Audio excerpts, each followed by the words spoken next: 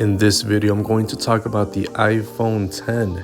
Is it worth getting 4 years later?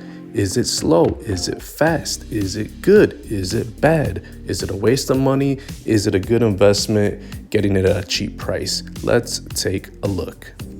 So the iPhone X is a special iPhone because it was the first iPhone to feature Face ID and to get rid of the home button.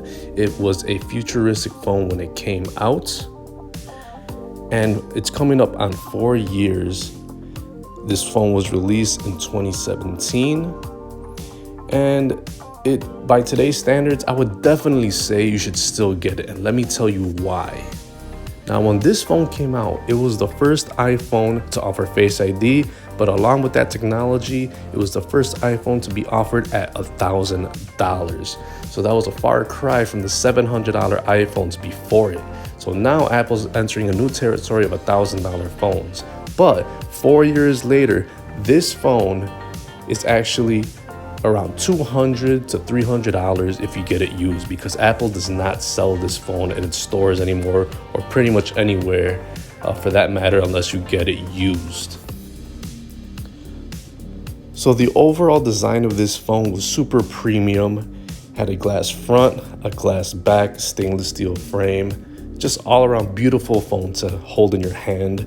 This phone did not feature 5G.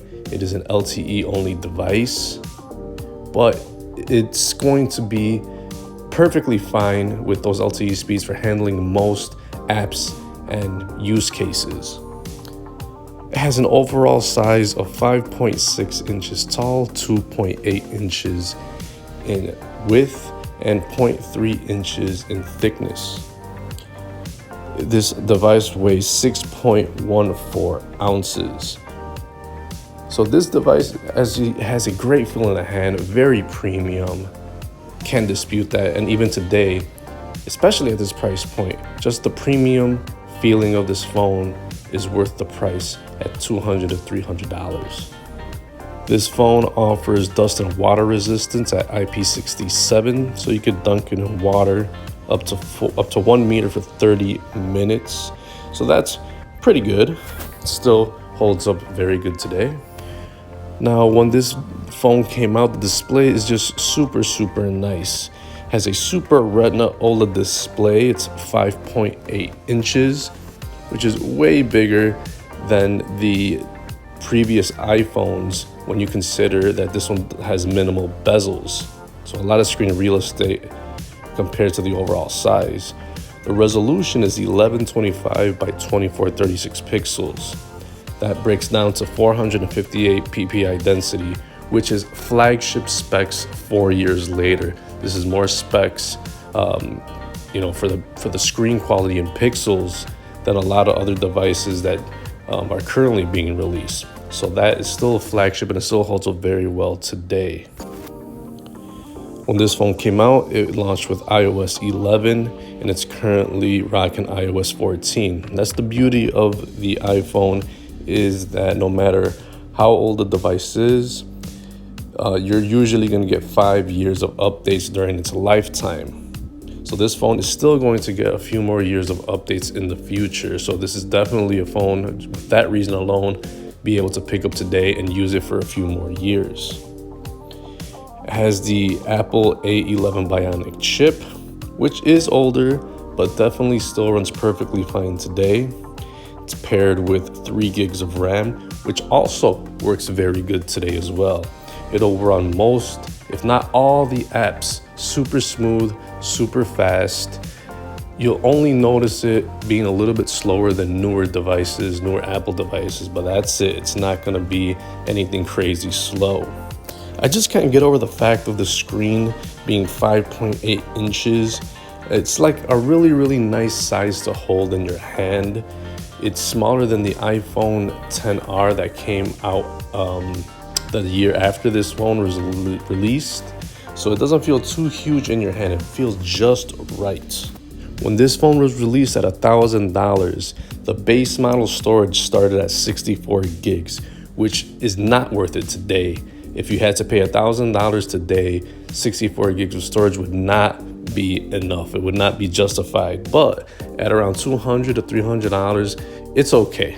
You know, I would like to see Apple phones starting off at 128 gigs of storage, and this one wouldn't really make it today at any type of the premium prices like today. So 64 gigs barely holds up today. For the camera setup, you have a dual camera in the back, 12 megapixel main shooter, 12 megapixel telephoto lens. And you can shoot video up to 4K. So the iPhone X camera still holds up perfectly fine today. It's still very impressive, blows away a lot of other phones on the market, specifically Android phones. So there's no problem with the camera quality, video quality, although it does not feature a ultra wide camera, which is the standard secondary lens on a lot of phones these days. One notable feature that is underrated, that is missing from this phone, is that it does not have an eSIM built in.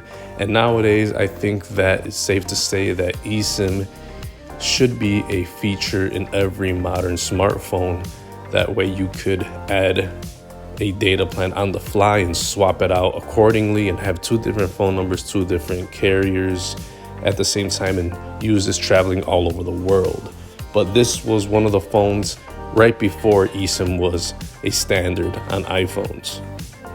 The selfie camera is a 7 megapixel shooter and it records up to 1080p. Not really impressive, but it's definitely going to make most people happy and send a quick video, make a video call, anything like that would be perfectly fine with the selfie camera. This phone does not have a headphone jack like most iPhones now. You can't hook it up to your car physically unless you want that dongle life, or you can't hook up your headphones, your physical headphones, or a physical mic. But if you're like me, like moved on to fully embrace wireless, it has 5.0 Bluetooth on board, which will work perfectly fine today, hooking up your Apple Watch, your AirPods, your smartwatch, your smart bands, and speakers and stuff like that. It will be no problem. The sole way to unlock this device is using Face ID, and this phone still uses Face ID perfectly fine today, although Face ID is slightly faster on newer devices. For the battery department, it has a 2,760 milliamp battery, which is pretty good today still. It's not as big as the Max models or even the iPhone XR, the successor after this phone. But the battery is still pretty good considering the size of the phone is a little bit smaller. You probably won't go the full day. You're gonna need a charge, and this phone does offer fast charging at 15 watts. It's gonna give you 50% charge in 30 minutes, and also supports wireless charging, but not the MagSafe that's on the iPhone 12. But this phone still holds up by modern standards. So what are my thoughts on this phone 4 years later here in 2021? Yes, you could definitely pick this phone up and it'll still be considered a modern iPhone, although it's 4 years old. I still love the camera system on it. I still love that it gets new updates. I love the size is still perfectly fine. There's not too much to hate on this device. I mean, the base model storage at 64 gigs is kind of low, especially when some phones like that are, really, on the cheap price point has 128 gigs starting, or like a Google Pixel or something like that. 64 gigs is not that good, especially when this phone launched. But if you could get it used for like $200 to $300, it's definitely a solid deal.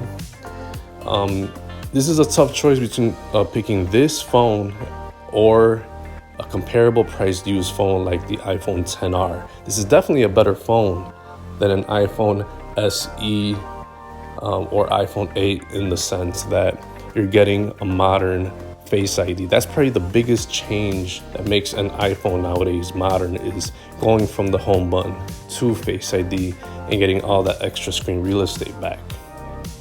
So yes, again, this phone is definitely still a good buy in 2021. It holds up with the best of them, and it does not feel old at all. So if you get a chance to pick this one up for cheap, I definitely would get it. See you in the next video. Peace.